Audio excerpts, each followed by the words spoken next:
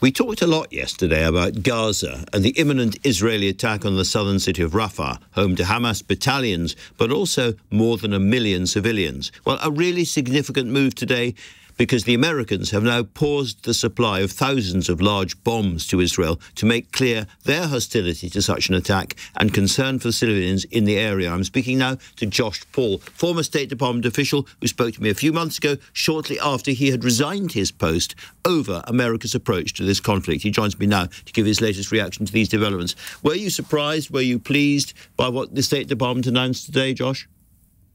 Thank you again for having me. I would say I was disappointed that it has taken this long, but I certainly welcome the fact that the United States is finally taking seriously the leverage that they have over Israel. It is too late. It comes too late for 35,000 in Gaza. And it is only important, really, if it is the start of really a sea change in policy, which is what we need here. Of course, it's quite, once you've paused armaments supplies, it's quite difficult to restart them without some kind of announcement and an explanation of why you're going ahead. So one suspects this might be the beginning of something bigger. Well, one certainly hopes so. I think what we have seen so far is two significant pauses. One is of cases, as you mentioned, for thousands of precision-guided munitions that are new builds that has not yet been notified to Congress and that would not be delivered in any event for months, if not years. The other is the news of the pause of an actual shipment of air-to-ground bombs of Mark 82 and Mark 84 2,000-pound and 500-pound bombs.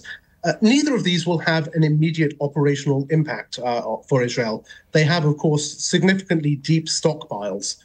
So, you know, this is a signaling message, but it will have to be extended if it is to have any meaning. And in terms of a signal, how much anger is it signalling in Washington about what Netanyahu, how he responded to that first request from Biden not to go ahead?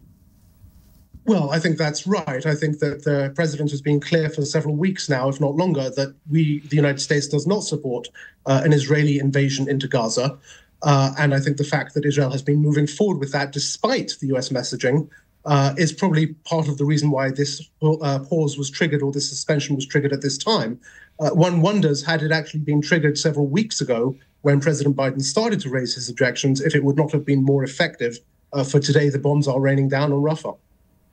Now, of course, President Biden is treading a very narrow path between growing anger among pro-Palestinian demonstrators. We've seen all the scenes on American university campuses and so on, and the traditionally strong Israeli lobby in the United States. In your judgment, how well is he treading that path right now? Well, I would say that to date he has not been treading it very well, and the evidence of that is the increase in Americans speaking up, both through campus protest, but also, of course, through the uncommitted vote movement, where we have seen hundreds of thousands of Americans in primary polls indicating that they will not vote for President Biden in November if he does not change course. Of course, there are political incentives and disincentives from both sides. In such circumstances, it is the job of a president to lead. And I think that is what has been missing from President Biden to this point.